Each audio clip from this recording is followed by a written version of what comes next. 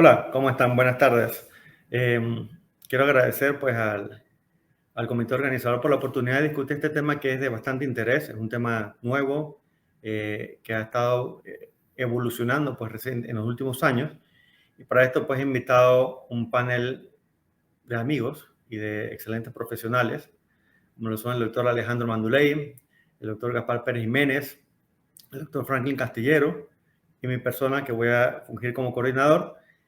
Y la idea es discutir un poco sobre la enfermedad oligometastásica en cáncer de próstata. Lo primero es saber qué es enfermedad oligometastásica.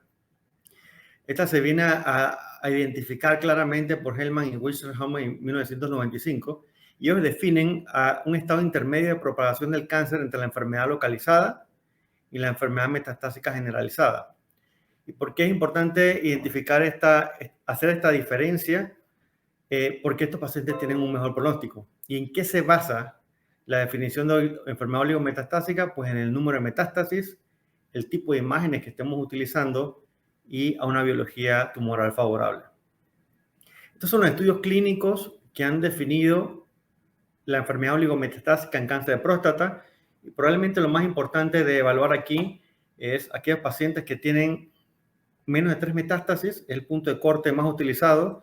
Algunos estudios utilizan entre 3 a 5, pero vamos a decir que menos de 3 definitivamente es una enfermedad oligometastásica. Los pacientes que tienen enfermedad ósea y ganglionar, preferiblemente.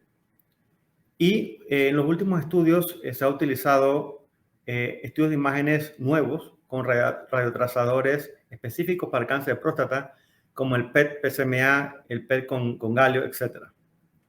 Así que hay 3 parámetros en esta definición que son importantes de definir: número de metástasis, el sitio de la metástasis y el estudio que estamos utilizando.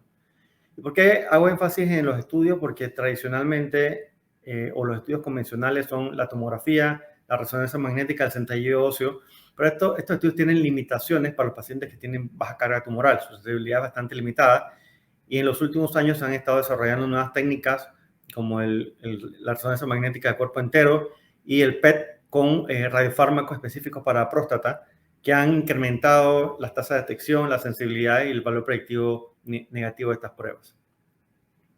¿Y por qué tratar de manera local a una enfermedad sistémica? El tumor primario y las metástasis existentes pueden sembrar nuevas metástasis. Y esto fue un estudio muy importante presentado por Gonden en Nature en 2015, en donde el cual él pudo, haciendo un seguimiento clonal de las metástasis, se dio cuenta que el modo principal de propagación es de metástasis a metástasis. Por lo tanto, para curar la enfermedad oligometastásica, es posible que necesitemos tratar tanto el primario como la metástasis de manera local. Vamos a comenzar con un primer caso. Este es un señor de 69 años, es un jubilado, sin ningún antecedente médico de importancia, y él debuta en una prueba de tamizaje con un PSA en 6.39. Vamos a decir que la población inicial se trataba de un cáncer localizado. Este paciente fue llevado a una prostatectomía radical en octubre del 2009 y en el reporte de patología se reportó un adenocarcinoma acinar Gleason 7, 3+4, desde el ápice hasta la base. Se catalogó como etapa T3A, NX, bueno, no se le hizo evaluación ganglionar, R0, es decir, una resección completa con márgenes negativos. El PSA postoperatorio pues, fue 0.01, el paciente quedó sin enfermedad. Gaspar, ¿qué pensarías tú de darle a este paciente radioterapia adyuvante? Bueno, es un caso que parece sencillo, pero realmente no lo es. Yo creo que la respuesta depende del escenario en donde la estemos contestando. ¿Qué quiero decir con esto, Alejandro? Para el año 2009 probablemente era un poco más controversial el tema de saber qué era mejor, si dar adyuvancia o hacer un tratamiento de rescate, que hoy llamamos inclusive rescate temprano. Para el 2009, que fue cuando este paciente fue operado, probablemente la mayor evidencia empujaba a la adyuvancia basado en 3 estudios fase 3, el EORTC, el SWOG y el alemán, que de ellos todos mostraron un beneficio a favor de la adyuvancia y el americano, el SWOG, inclusive mostró un beneficio en supervivencia global. Sin embargo, esos estudios no dieron la conclusión final y siguió siendo controversial porque no sabíamos qué era la mejor opción, porque sabíamos que había un porcentaje no despreciable de pacientes que estaban recibiendo adyuvancia y que estaban siendo sobretratados. Hoy día, pues la evidencia ha sido un poquito mejor evaluada y han salido estudios más recientes del año 2019 y la publicación formal en el 2020, como lo es el estudio canadiense, el Radicals, entre otros, que probablemente han inclinado la balanza hacia el rescate temprano y probablemente este paciente hubiese podido quedar hoy día en vigilancia y esperar a que falle bioquímicamente para entonces pensar en un rescate. Pero no es una respuesta fácil, creo que es controversial y no hubiese sido descabellado tampoco que en el 2009 se le hubiese ofrecido adyuvancia. Franklin, en este paciente tú pensarías en quimioterapia adyuvante, es un paciente T3A, PCN6, Gleason 7, 3+4. ¿Considerarías darle quimioterapia adyuvante? Bueno, definitivamente que con las características que se presenta este paciente no lo tomaría dentro de la ecuación en este momento. Esto lo consideraría un paciente, este paciente probablemente se esté catalogado dentro de un riesgo intermedio desfavorable, donde, bueno, la toma de la discusión de darle tratamiento adyuvante, sí, como bien lo dijo Gaspar, pues es la parte de la radioterapia. Pero la parte de la quimioterapia, pues en este momento no se le agregaría al paciente por las características que presenta. Si fuera un paciente de alto riesgo, esto es controversial también, incluso el uso de la quimioterapia adyuvante.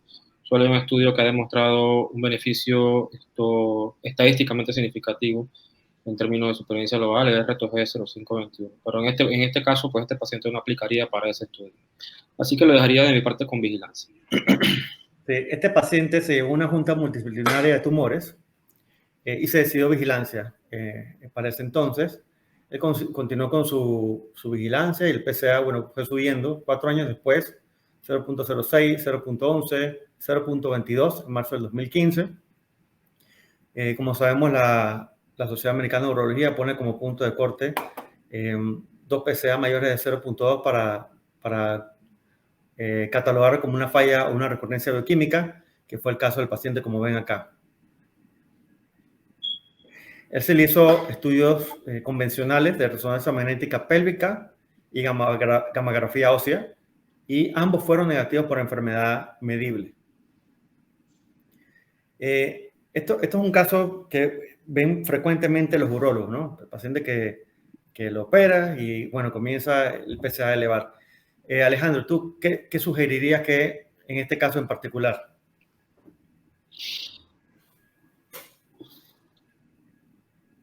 Estás en silencio, Alejandro. Sí, estás en silencio, Alejandro. Hola, buenas noches de nuevo a todos. Mira, este es un caso, como dice Gaspar, es un caso muy de la vida diaria, pero en el cual uno puede ir aprendiendo muchos datos puntuales. Para contestar esta pregunta directamente, hoy en día, o sea, septiembre 2021, es el paciente beneficiado de un PET-PSMA. Hoy en día yo creo que el PET-PSMA va a abrir su espectro a un montón más de escenarios, pero en este momento sería el escenario ideal porque tenemos una recaída bioquímica negativa por imagen convencional, pero que puedo hacer una diferencia de tratamiento. Si en un PET me muestra 9 lesiones versus en un PET me muestra 2 lesiones o una lesión accesible de tratamiento. O sea, si estuviese disponible, yo me iría con con otro estudio de imagen, como dice ahí, puede ser un PET-PSMA o una difusión, una resonancia de cuerpo entero. Sí, y eso que comentas es muy importante, digo, parte de la charla, porque estos cambios han ocurrido en los últimos 5 o 6 años, ha salido más la información del PET-PSMA, es importante recalcar las limitaciones que tienen los estudios convencionales, la tomografía y la resonancia magnética. Si bien es cierto, tienen una alta distribución desde el punto de vista comercial, se adquieren de manera rápida, tienen algunas limitaciones, particularmente la tomografía y la resonancia magnética no son muy sensibles para las lesiones pélvicas, los ganglios. Como ven, la sensibilidad es menos del 50%, y el centello óseo también depende mucho de la carga del tumor. los pacientes con PSA menor de 10, la probabilidad de detectar una metástasis ósea es tan solo el 4%, y este valor va subiendo, pero esto hace que sea muy difícil para un CTO poder detectar una enfermedad oligometastásica de bajo volumen, ¿no? Así que estas son las principales limitaciones de los métodos convencionales. ¿Y cómo suplimos o cómo mejoramos esto? Bueno, se han desarrollado técnicas, moléculas y trazadores de radioisótopos específicos para cáncer de próstata. Aquí los menciono de manera rápida, probablemente el más utilizado en los últimos años es el PSMA, y se usa como molécula, y como radioisótopo el galio 68 es uno de los que tienen, vamos a decir, que mayor distribución a nivel mundial. Y este PET-PSMA tiene una alta sensibilidad. Este fue un estudio parteaguas de la Universidad del Sur de California, en el cual se evaluó a pacientes con enfermedad localizada de alto riesgo. Y el PSMA detectó enfermedades N1-M1 que los estudios convencionales no habían detectado en el 56% de estos pacientes. Es decir, que pudo cambiar el tratamiento de estos pacientes hasta en la mitad de los casos en pacientes de alto riesgo. Esto solamente para mostrar la sensibilidad del PET-PSMA en hueso comparativamente con el bone scan, y como ven, pues el PET-PSMA tiene una sensibilidad muy alta del 96%, valor predictivo negativo mejor, es más preciso. En términos generales es un estudio más sensible y mucho más sensible que el centello óseo para enfermedad ósea, ¿no? Este paciente, en esa época, 2015, pues realmente todavía no había una distribución amplia del PPSMA. Se aprobó recientemente en Estados Unidos en el 2016. Así que en ese momento se hizo lo que se hacía en esa época. Pues no ves nada, cierra los ojos y dale radioterapia a ver si lo pescas ahí en el lecho tumoral. Gaspar, ¿tú qué opinas de esto de esta evaluación de darle radioterapia solamente al lecho tumoral y no a los ganglios, ¿no? Era un T3A, vamos a decir que más o menos voluminoso. ¿Tú qué opinas? ¿Le hubieras dado radioterapia a pélvica total o al lecho? También es una muy buena pregunta, Alejandro. Yo pues tengo que reconocer que hoy día, 2021, todavía nos basamos en modelos matemáticos desarrollados por expertos en el tema. Uno de ellos lo conocemos muy bien, inclusive tuvimos la oportunidad de invitarlo a Panamá hace un par de años, el doctor Mac Roach. Él diseñó una fórmula matemática en donde utilizamos el PSA, utilizamos el Gleason para poder predecir la probabilidad de riesgo de compromiso ganglionar. Y si nosotros aplicamos las fórmulas de Roach en este paciente, nos vamos a dar cuenta que este paciente de entrada iba a tener una probabilidad arriba del 14-15% de riesgo de diseminación ganglionar. Es lo que tenemos, lamentablemente no en ese punto, a pesar de que se han dado muchísimos avances en el manejo del cáncer de próstata, y para muestra pues lo que estamos discutiendo hoy día, en ese acápite pues nos basamos todavía en estos modelos matemáticos, y basado en eso, más de un 10% a uno le inclina la balanza a incluir la pelvis. No está escrito en piedra. Otra de las estrategias que uno puede utilizar a la hora de evaluar esta pregunta es si en conjunto con el urólogo vamos a incluir o no el ADT, el bloqueo androgénico total, que pues también puede ser controversial, pero que también tiene una mayor evidencia, principalmente cuando vamos a utilizar radioterapia de rescate. Para pasarlo en limpio, Alejandro, y contestando a tu pregunta, basado en lo que tenemos hoy día, las fórmulas de Roach, yo creo que hubiese sido favorable en este paciente, además de tratar el lecho, al menos yo le hubiese incluido también la pelvis. Gaspar, cuéntame cómo te cambiaría esa decisión si la prostatectomía hubiese tenido 16 ganglios negativos. Muy buena pregunta, muy buena pregunta, porque definitivamente que puede cambiar completamente el escenario.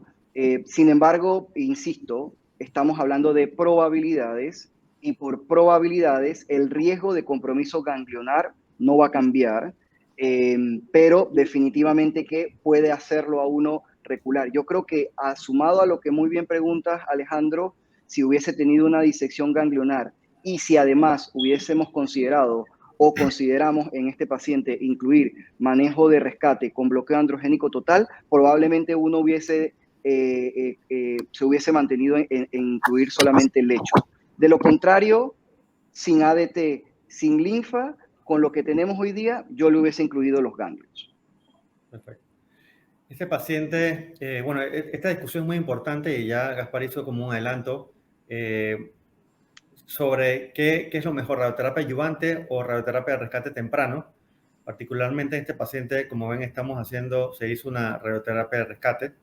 La ventaja de la radioterapia de rescate, bueno, que evitamos la irradiación de pacientes que probablemente nunca hubiesen recurrido, y eso es menos costos, menos toxicidad, y además también permite una recuperación máxima después de la prostatectomía radical, ¿no? Hay 3 estudios fase 3 y un metaanálisis en tiempo real, el Artistic Meta-Analysis, y básicamente tanto los estudios como el metaanálisis hablan de que no hay beneficio en la supervivencia libre de progresión comparado con la radioterapia de rescate temprano. Así que vamos a decir que la tendencia actual en un paciente como este, R0, ganglios negativos, T3, es probablemente dejarlo inicialmente en vigilancia y utilizar el punto de corte del PSA, ¿no? El rescate temprano es importante. No esperar que el PSA suba hasta 10 para llamar al radiooncólogo. Apenas que el PSA está pues un valor por arriba de 0.2, que ya tenemos una recurrencia bioquímica, hay que llamar al radiooncólogo, ¿no? Este paciente comenzó la vigilancia y el PSA realmente nunca llegó a descender a indetectable, sino que bajó un poquito y volvió a subir. Como dice Alejandro, y digo, esto ejemplifica lo que ha pasado en este tiempo, ¿no? En el 2015, en Estados Unidos no estaba aprobado el PET con radiotrazadores para próstata. Ya en el 2017 sí, hay más distribución. Ese paciente se le hace un PET-PSMA en ese momento, en febrero del 2017, y se captan y se ven 2 ganglios linfáticos en la ilíaca interna, ¿no? Se ven aquí, que pues no se habían podido ver por los métodos convencionales. ¿Cuál sería el siguiente paso a seguir? Y a mí me gustaría, Alejandro, también que nos diera su opinión aquí, porque todavía en esto hay, vamos a decir que en la comunidad de urología todavía esta parte no está todavía bien aceitada, ¿no? Ok. Mira, te comento sobre la linfadenectomía en general, que es de lo que hablaríamos aquí, ir a buscar estos 2 ganglios positivos. Yo tengo que recular nuevamente a la pregunta previa. Este paciente en Panamá, hoy en día tenemos un estudio unicéntrico, pero en el cual la tasa de upgrade que nosotros tenemos está arriba del 60%. Entonces, cuando nosotros tomamos la decisión de si le vamos a hacer linfa a un paciente o no en la prostatectomía radical, tomamos información que en realidad, después de operado, nos damos cuenta que no es cierta en el 60% de los casos.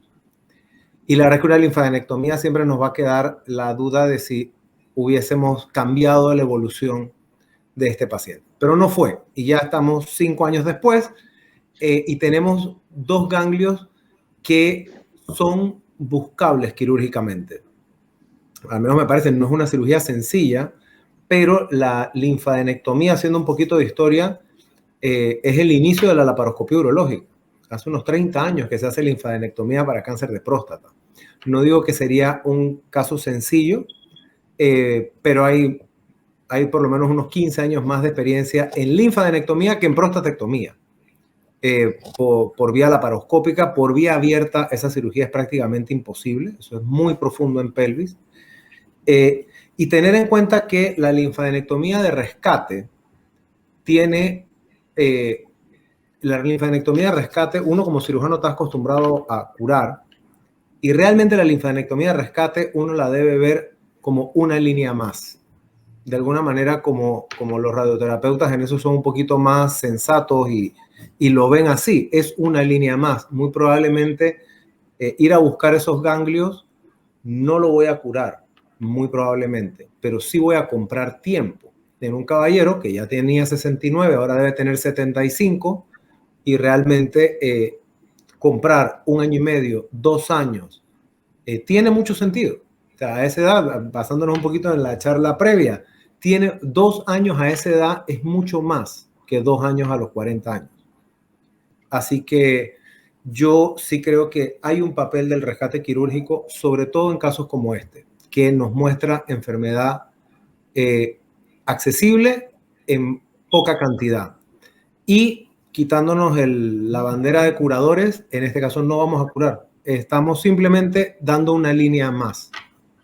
Así que yo creo que yo sí ofrecería el rescate quirúrgico. Sí, ¿alguno de ustedes le hubiera comenzado de TEI a este paciente?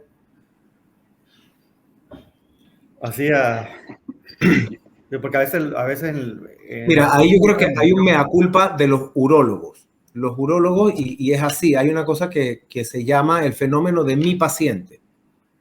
Este paciente estuvo muy bien manejado después de la prostatectomía. Yo creo que lo correcto era dejarlo en vigilancia.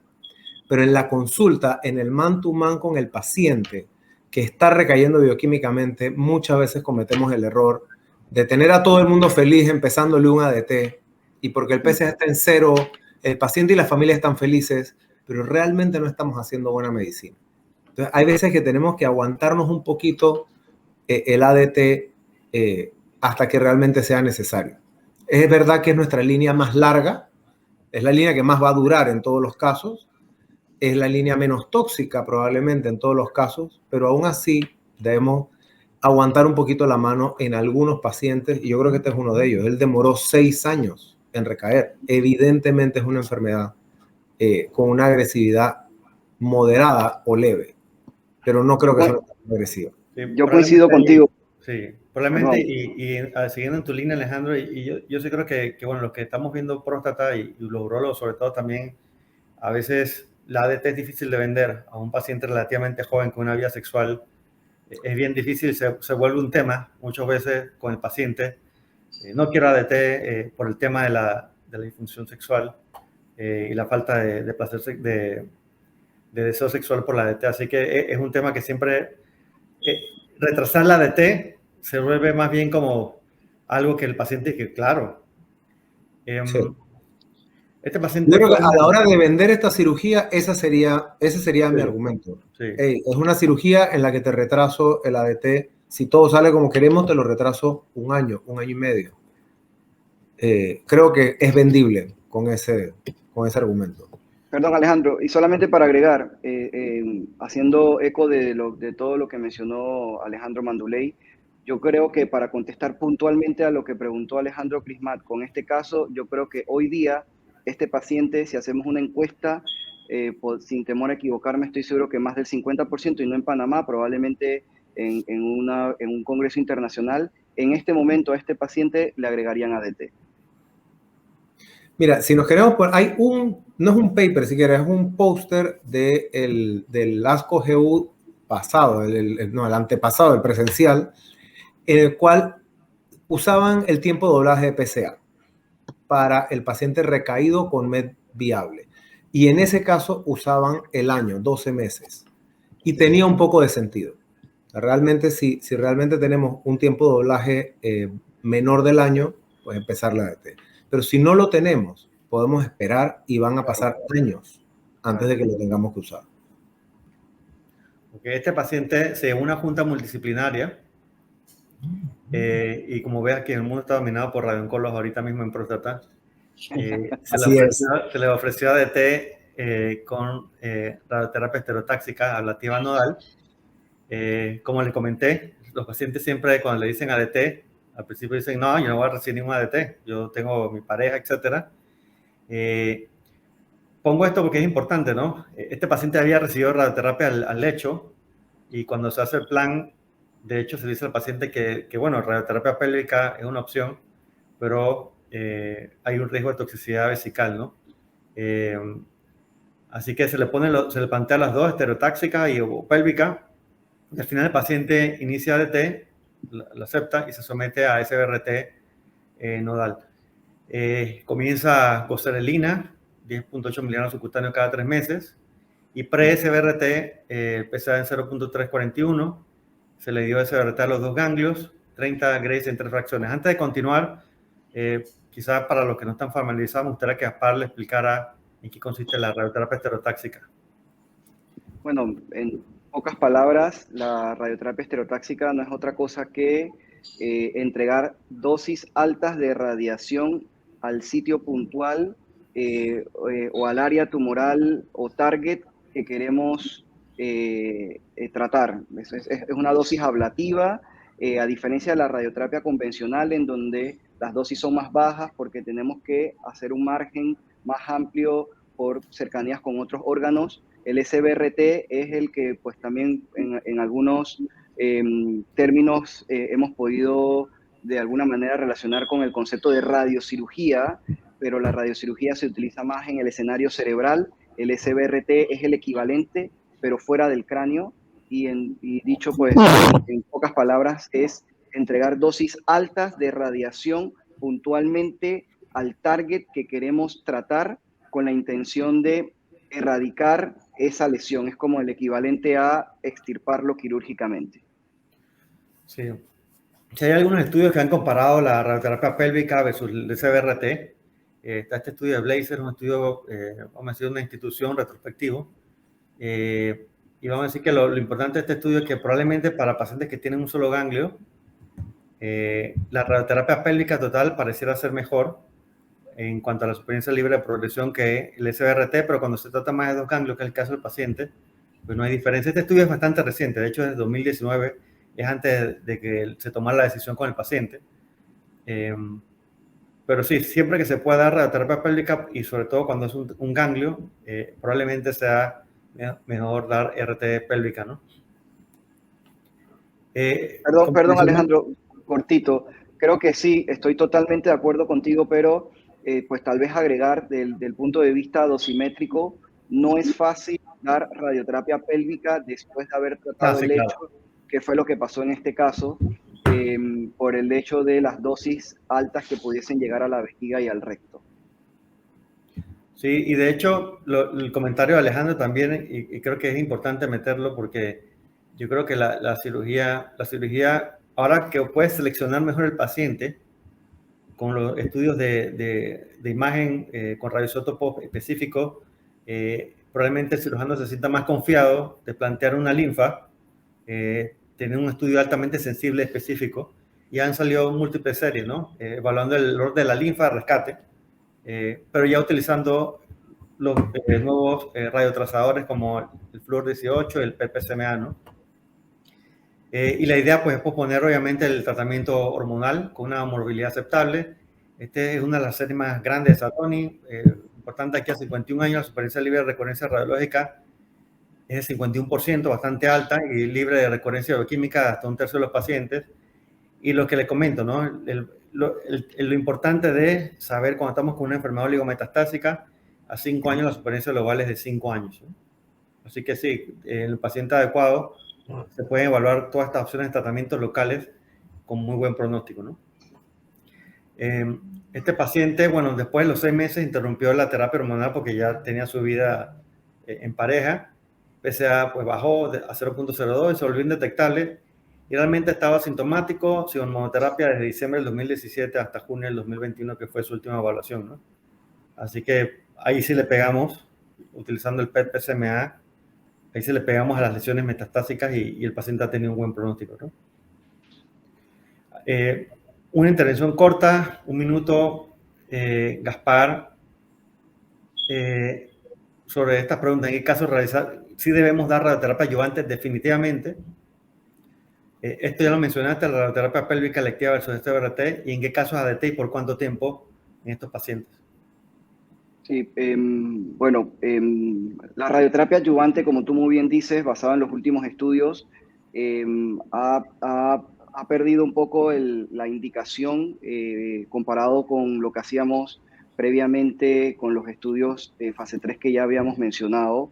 Sin embargo, hoy día tenemos que reconocer las falencias de los estudios actuales. Por ejemplo, el estudio Radicals, el porcentaje de pacientes con invasión a vesículas seminales es menos del 10%, es un porcentaje bajo, y sabemos que son pacientes de mucho más alto riesgo que los pacientes que tienen compromiso de la cápsula, pacientes con márgenes positivos, a pesar de que fueron estudiados en el estudio, valga la redundancia, en el estudio Radicals, pues siguen siendo hoy día un motivo para considerar todavía la radioterapia adyuvante. Recordemos que, y aquí quiero hacer una intervención también corta, abrir un paréntesis, la radioterapia adyuvante en cáncer de próstata no es igual a la radioterapia adyuvante en cualquier otro escenario en cáncer, porque esa radioterapia adyuvante en cáncer de próstata se puede dar 3, 6, hasta 9 meses después de que el paciente fue operado, con la intención de dar espacio a que el paciente recupere completamente su funcionabilidad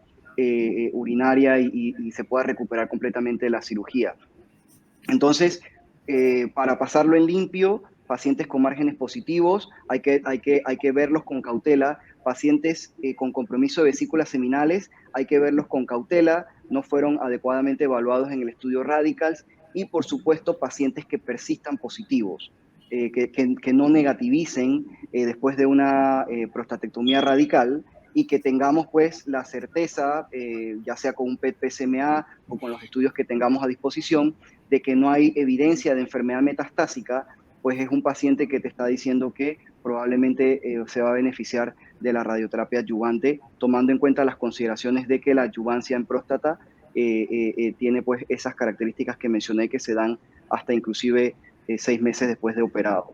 Y el ADT, pues controversial, Alejandro, el Radicals lo estudió también. Tal vez la mayor evidencia hoy día de ADT basado en varios estudios GTUC, en un estudio RTOG, probablemente tiene un mayor peso, inclusive en algunos estudios con beneficio en supervivencia global, en rescate, y a diferencia de lo que hacemos cuando damos ADT en pacientes de alto riesgo, cuando hacemos un tratamiento curativo sin cirugía, en donde hacemos un tratamiento largo de al menos 18 a 36 meses, cuando utilizamos el ADT en rescate / adyuvancia, por lo general lo que se recomienda es que sea un curso corto, entre 6 a 1 año de tratamiento, no más que eso. Más tiempo de eso, realmente no hay suficiente data para continuar usándolo. Sí. Y Alejandro, cortito, ¿cuál sería el beneficio o la ventaja? Porque este paciente, vamos a decir que tradicionalmente lo hemos manejado con ADT. Se ha manejado tradicionalmente con ADT y probablemente en algunos estudios, pacientes con metastásico baja carga, ADT con un antitestosterona. ¿Qué ventaja realmente tú ves de retrasar ese tratamiento de estos pacientes?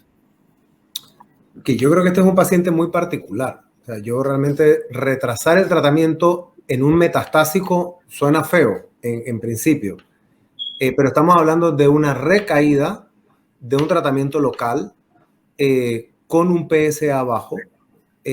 Incluso en este caso en particular se dio el ADT junto con el tratamiento local, junto con el tratamiento a la oligomet, que era ganglionar en este caso.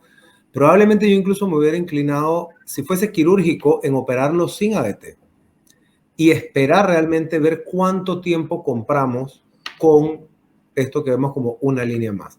Yo sé que en el caso de radioterapia esto, la evidencia no te lo permite hacer, porque los trials de rescate son con ADT corto. Pero incluso me parece que es una situación interesante hacer el tratamiento local sin el ADT para medir realmente cuál de las dos cosas es lo que me está bajando el PSA. Y como te dije, en los pacientes de recaída, tener presente que no son un debut metastásico. El debut metastásico hay que tratarlo en el momento que lo sabemos. En la recaída, el ADT puede esperar. Puede esperar, y si tenemos el tiempo para basarnos en un tiempo de doblaje, en estos casos de oligometastásico, creo que es una de las herramientas que se pueden usar. No está tan validada como en el caso del castración resistente M0, que tiene toda la validación del mundo. Aquí no está tan validado, pero es una herramienta. Sabemos que nos mide de manera indirecta la biología de la enfermedad. Así que tenerlo en la cabeza, no es un debut metastásico. No tenemos que empezar a ADT recién sabemos que hay una MET, cuando estamos frente a una recaída. El segundo caso es un masculino de 65 años, también un ex trabajador de una fábrica, sin comorbilidades mayores, no toma mayores medicamentos, se detecta también por tamizaje, pesa en 5.98, y en mayo del 2015 se le hace su prostatectomía radical, caso muy similar al anterior, 4+3, Gleason 7, T3A, N0, márgenes negativos, ¿no? Este paciente también en su momento se decidió dejar en vigilancia y tiene una recurrencia bioquímica en el 2017 por estudios de imágenes convencionales. Y en ese momento se decide radioterapia externa de rescate a la pelvis. ¿Okay? En el 2019, el paciente negativiza el marcador, pero en el 2019 vuelve y el PSA empieza a subir, ¿no? No sé qué estudio adicional sugieres, Alejandro, que este es también un caso bien frecuente en la práctica diaria. Pero este paciente ya fue operado y fue radiado. A la pelvis, exactamente. Sin evidencia de enfermedad. Exacto. Ok. Yo creo que encaja igual. Este es un paciente, como dijimos, en la recaída post-tratamiento local es el lugar del PET-PSMA hoy en día. Creo que hay diferencias de biología evidentes. Este es un señor que recae en 2 años. El otro es un paciente que recae en 6 meses, en 6 años. Y creo que me guiaría por eso. Así que yo creo que en este caso igual una recaída, si tenemos acceso a un mejor estudio de imagen, pues vale la pena. Sí, de hecho, este señor... Dime, Franklin. Primero, resaltar el rol del PET-PSMA como ente generador de casos de enfermedad oligometastásica. Porque es que lo que estamos discutiendo aquí es en base a que se ha tenido la disponibilidad en este estudio, ¿no? Y si no hubiese sido por esto, bueno, estos pacientes iban a ADT. Lo otro es, en el escenario del paciente que va por prostatectomía y que sabemos que el paciente puede ser heterogéneo, que puede haber un grupo que podemos sobretratar con la radioterapia adyuvante. Hay un grupo de investigadores en San Diego, en otro centro realmente, con un panel genético para poder caracterizar qué paciente realmente tiene mayor riesgo, y esto se ha llevado ya a estudios retrospectivos que han evaluado en base al perfilado genético de 22 genes, si hay un riesgo mayor de recurrencia, ese paciente darle radioterapia adyuvante, y el paciente que tiene un bajo riesgo, pues tratarlo simplemente pues, con vigilancia y rescate. Y escenarios así como esto, bueno, permite ya llevar a un estudio prospectivo que a largo plazo tendremos. Básicamente ese era el comentario que quería hacer anteriormente. Y de hecho, a este paciente se le pudo hacer su PET con PSMA. ¿Qué pasó aquí? Okay. Y tiene un foco de captación en el pubis, ¿no? Izquierdo. Un foco único de captación, sin enfermedad ganglionar. Así que como hemos visto, la enfermedad oligometastásica puede tener diferentes tipos de enfermedad oligometastásica. Vamos a decir que donde hay más evidencia es en la enfermedad metacrónica, es decir, aquella enfermedad donde tratamos el primario y no hay evidencia de actividad local y aparece después de 6 meses la enfermedad sistémica, ¿no? Esta es la situación que estamos evaluando en este paciente y la más frecuente. En las otras, vamos a decir que los tratamientos locales pudieran ser una opción, o los tratamientos dirigidos contra la enfermedad metastásica, pero hay menos evidencia. Particularmente este paciente, ya este paciente sí entra en pacientes con enfermedad metastásica de baja carga. ¿Alguien recomendaría ya entrarle con un tratamiento sistémico o todavía se emocionarían e intentarían algún tratamiento local? Franklin. Bueno, precisamente lo que comentaba, ¿no? Este paciente que tiene un solo foco cumple los criterios de la ESMO para enfermedad oligometastásica. Realmente pues invita pues a tratar el foco oligometástasis con un tratamiento de control local, probablemente pues la radioterapia, y esto yo sí agregaría pues el ADT en este escenario también, ¿no? Alejandro. Mira, yo creo que es la pregunta del millón, porque este paciente tiene indicación de ADT más un nuevo agente hormonal, probablemente un bloqueante, probablemente yo no usaría viraterona en alguien así, pero sí en enzalutamida o apalutamida. Pero también creo que existe la posibilidad y la sustentación para darte tratamiento a la metástasis. Una sola, en este caso evidentemente no es accesible quirúrgica, pero sí conversar con radioterapia para ver si es accesible para terapia radiante. Sí, este caso se discutió en una junta de tumores multidisciplinarios y pues se le ofreció SBRT, radioterapia relativa estereotáxica guiada por imágenes, ¿no? Como ven acá, ¿tienes alguna, como este paciente se le dio radioterapia a pelvis previamente, ¿tienes alguna connotación con este paciente, con las dosis que se dan? Si hay alguna limitación de darle SBRT a un paciente que ya en teoría tiene algo de dosis en el hueso ahí. No, la verdad, a ver, como les mencioné, el SBRT ofrece la ventaja de entregar altas dosis a un sitio puntual. Realmente no me preocuparía la dosis previa que haya recibido, en este caso el pubis. Sin embargo, pues sí tenemos que estar pendientes de las dosis en recto y vejiga, que son los órganos que verdaderamente más toxicidad tienen cuando tratamos un paciente con cáncer de próstata. Como les digo, la ventaja del SBRT es que te permite entregar esas altas dosis puntualmente al área tumoral. En este caso lo hicieron en 3 fracciones, que es más o menos el estándar. Se puede espaciar hasta 5 y en algunos escenarios inclusive hacerlo en una sola sesión.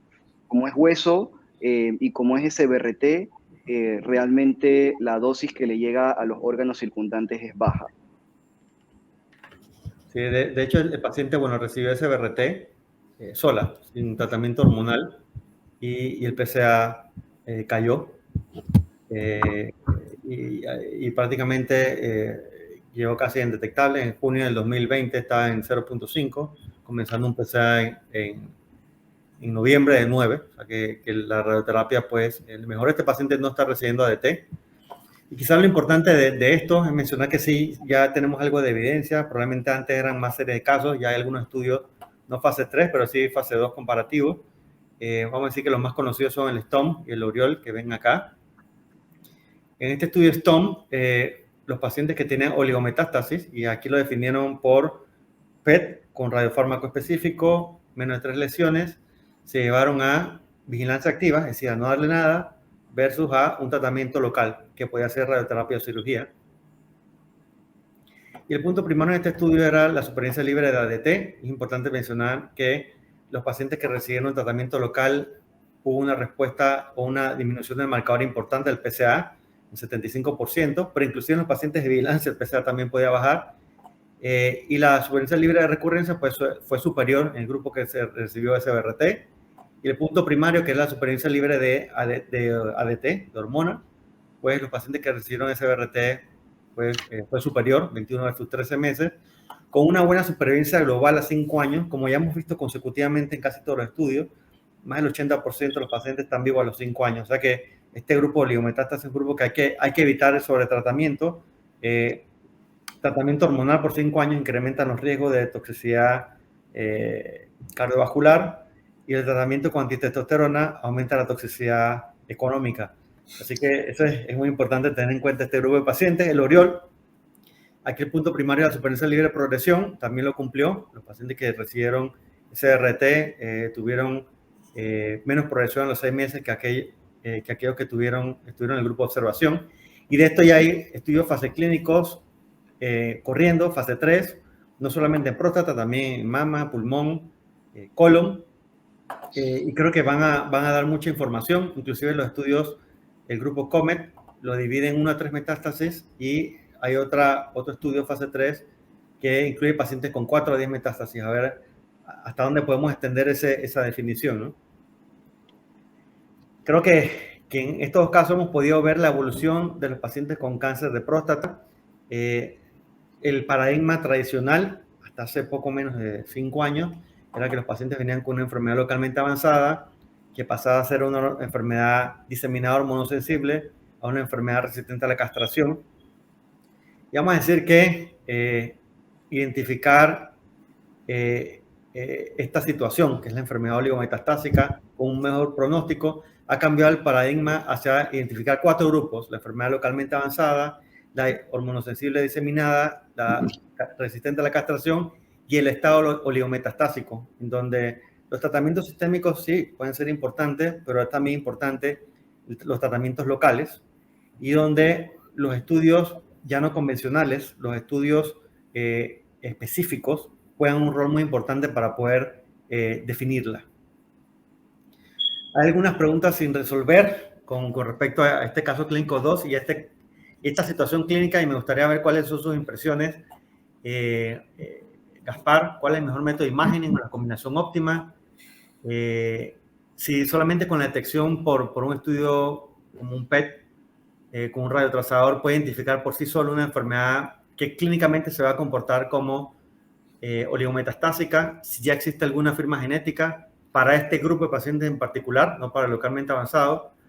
¿Y qué creen ustedes que va a ser el futuro con estos pacientes, ¿no? Si vamos a darle todo a la vez o probablemente solamente CBRT. Me gustaría sus impresiones. Gaspar. Sí, yo creo que mucho de lo que preguntas hemos mencionado a lo largo de la discusión de los casos. Creo que Alejandro ha destacado muy bien el tema del rol que hoy día tiene el PET-PSMA. Yo creo que definitivamente se ha convertido en el estándar, en el gold standard en este escenario. Definitivamente que no está disponible en todas las latitudes y Panamá no escapa de ese escenario. Hoy por hoy, pues tenemos que basarnos en lo mejor que tenemos. Probablemente el centelleo óseo, la tomografía, tal vez dando un paso adicional, la resonancia magnética de cuerpo entero, podría tal vez ser como un punto intermedio entre lo que hoy día debe ser el estándar y es el estándar y lo que podemos utilizar en nuestros pacientes. Creo que con respecto a la firma genética apropiada, pues creo que no está del todo validado. Algo mencionó Franklin. Se están estudiando muchísimas. Una de ellas el Decipher, que pues fue casualmente escrito por un radiooncólogo. Y pues definitivamente que ahorita no son el estándar, pero probablemente en la próxima jornada estemos hablando de ella y estemos viendo pues su validación y su utilidad. Y yo creo que también me quedo un poco con lo que muy bien ha dicho Alejandro Manduley. Yo creo que definitivamente las terapias multimodales en combinación deben ser bien utilizadas con la intención en este escenario, y me robo sus palabras, si bien es cierto, no los vamos a curar, vamos a comprar tiempo. Y creo que lo importante es hacer estas discusiones multidisciplinarias y que no pase lo que pues por distintas razones que no vienen al caso señalar cada una de ellas, pero lo que vemos muchas veces en nuestras instituciones, te llega un paciente del interior con un manejo adelantado, con un bloqueo que no está indicado en ese momento, probablemente con la única razón de que visceralmente tanto el paciente como el médico sientan que están tratando o están haciendo algo por ese paciente, y realmente pues probablemente estamos en ese momento perdiendo herramientas que posteriormente nos van a ser de utilidad. Yo creo que el saber utilizar todas las modalidades quirúrgicas, ablativas y sistémicas en estos pacientes, pero utilizarlas adecuadamente y en el tiempo correcto, es lo que nos va a permitir que estos pacientes tengan una mayor calidad de vida por un mayor tiempo. Alejandro. Bueno, la verdad que han sido dos casos, como dices, muy provechosos.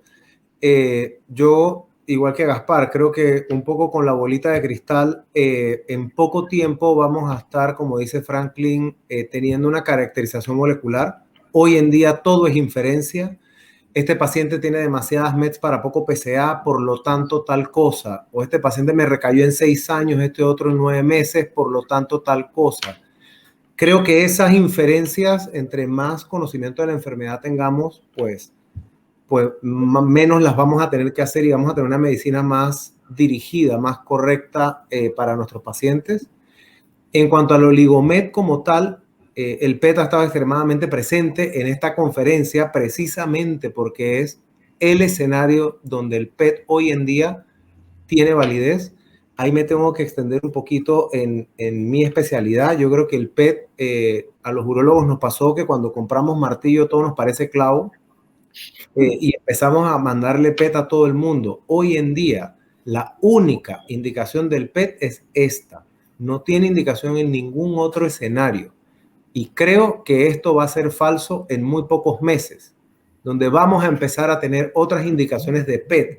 Y ahí el miedo de los que vemos la enfermedad temprana, el high risk, es que si le hago un PET y me sale metastásico, le voy a negar enfermedad. Y creo que eso es ver el vaso medio vacío, cuando en realidad está medio lleno.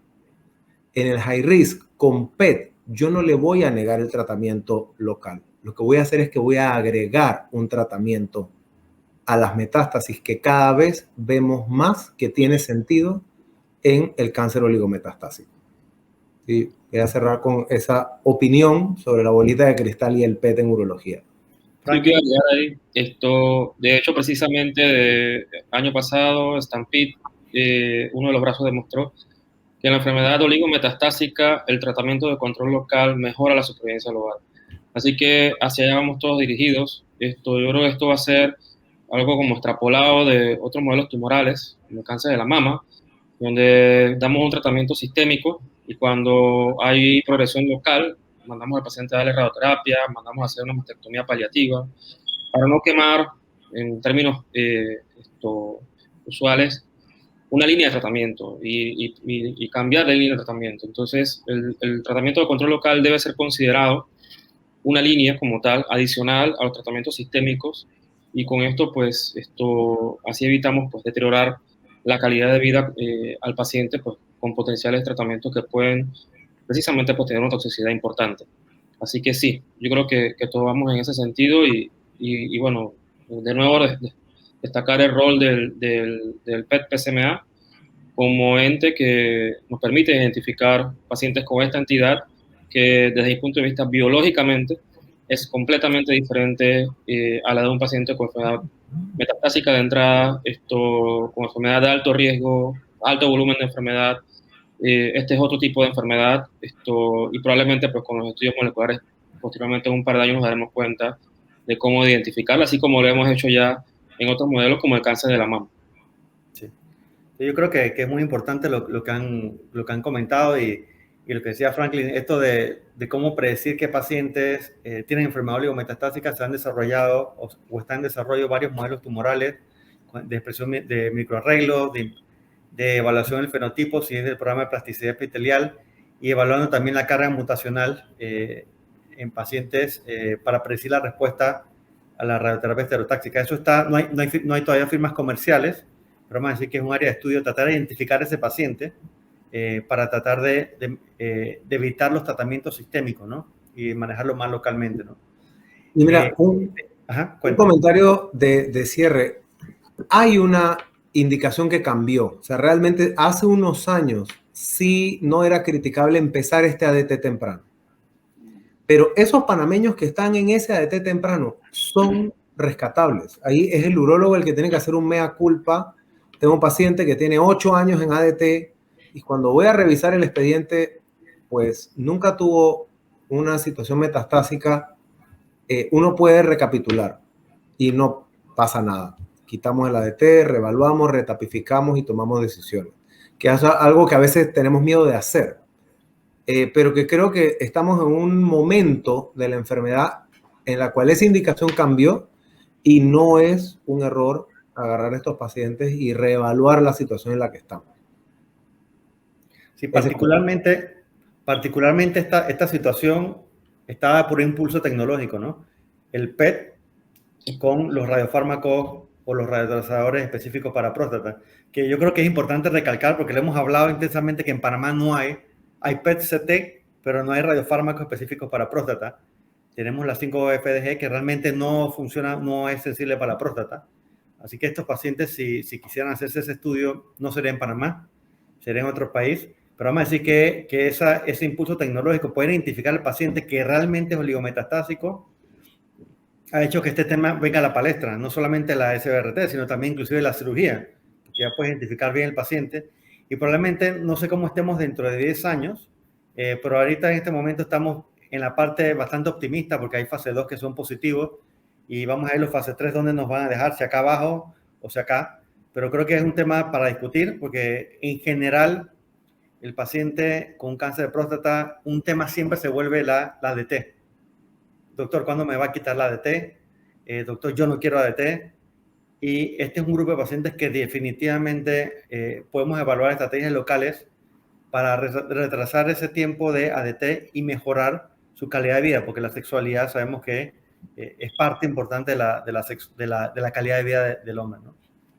Solamente para terminar, y muchas gracias, tenemos una pregunta del doctor, vamos a ver aquí, dice, un paciente que se encuentra en ADT con nivel de castración, supongo yo que metastásico, pero con mucha fatiga y disminución de líbido, ¿qué decisión recomendarían entre control de la enfermedad y calidad de vida? Es más o menos el tema que hemos hablado, ¿no? Y Alejandro, te doy la palabra a ti porque ustedes los urólogos manejan mucho ese tema del líbido y la ADT, ¿no? Ahí la pregunta me la pone fácil si es un paciente en el cual, y llega, un paciente que tenga 12 años en ADT. Un paciente que tiene 12 años en ADT no lo tenía indicado. ¿Okay? No hay ningún Kaplan-Meier que llegue hasta el 12. Y ese es un paciente en el que probablemente yo estaría muy anuente a quitar. Pero en otro caso, una enfermedad de alta carga, que realmente el ADT me lo está comprometiendo, el cáncer de próstata tiene variantes agresivas. O sea, yo creo que es una, y pasa, y tanto la fatiga, hay veces la capacidad cognitiva, hay algunos pacientes que les afecta profundamente y el paciente se da cuenta. Entonces, en ese momento yo creo que es poner en la balanza, realmente es un pilar del tratamiento del metastásico de alta carga, el de la mala biología. Yo estaría con muy pocas ganas de quitarle el ADT a ese paciente en particular. Creo que hay que poner en la balanza qué enfermedad es y qué paciente es. Y como dice Franklin, hoy en día no sabemos bien qué enfermedad es. Lo sabemos, que lo sabemos por inferencia, pero no lo sabemos concretamente. Así es. Digo, haría posibilidades, por ejemplo, ADT intermitente, dejarlo descansar un rato. Yo pienso que el paciente que lo tienes en 18 meses de ADT, más de un año, y alcanza un PSA por debajo de 1 y está asintomático, es un paciente que lo puedes meter un bloqueo intermitente. Sí. No sé si sea este caso, pero el paciente que, bueno, ya lograste una buena respuesta bioquímica y está asintomático, son el paciente que tú puedes jugar con la intermitencia, ¿no?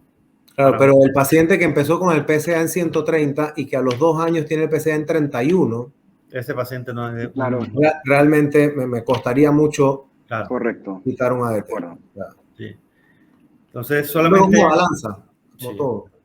Hay dos anuncios que tengo que comentar antes de cerrar la sesión.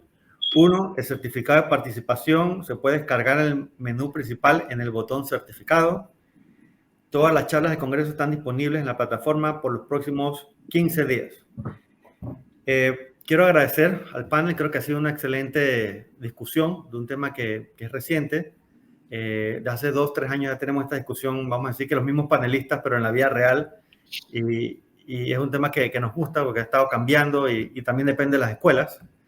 Pienso que esto abre la puerta a que en otro congreso conversemos probablemente el tema de tratar en enfermedad metastásica, tratar el primario, pero ya esto es un oligometastásico o un metastásico diseminado con primario in situ, o sea, con primario no tratado, que es una situación que vemos bastante y que cada vez más hay evidencia de que hay que tratar el primario. Y lo otro también es para, digo, lastimosamente no tenemos PET-CT con radiotrazador para próstata, pero creemos que en un futuro, espero yo no muy lejano, sea una opción y hay que usarlo de manera racional. No es para todos los pacientes, como dice Alejandro, es para situaciones específicas. Y también yo creo que poner en un círculo el rol que juega los grupos multidisciplinarios y la evaluación multidisciplinaria. No es una cabeza pensando, son 4 cabezas con diferentes experiencias. Creo que el paciente se beneficia. Yo creo, sin más nada que decir, quiero agradecer al comité organizador, porque esto ha sido una labor titánica, son tiempos COVID. Hacer hasta un congreso virtual es difícil, uno no sabe si las personas van a estar viendo las novelas turcas o van a estar en el congreso. Pero creo que el congreso ha quedado excelente. Felicito pues entonces a Joel, felicito al doctor Franceschi, al doctor Aliné, que han estado encima de todo esto, a toda la parte administrativa del CHOP, y creo que con estas palabras le damos por clausurado el Congreso, el 21 Congreso del Centro Hematooncológico Panamá, y agradecemos pues a todos por participar, venir con sus preguntas, y esperemos que el próximo año ya pueda ser presencial, ¿no? Podamos sentarnos a comer y las cosas cambien. Así que muchas gracias por acompañarnos. Los esperamos el próximo año. Gracias. Hasta luego, gracias. Prueba. Chao.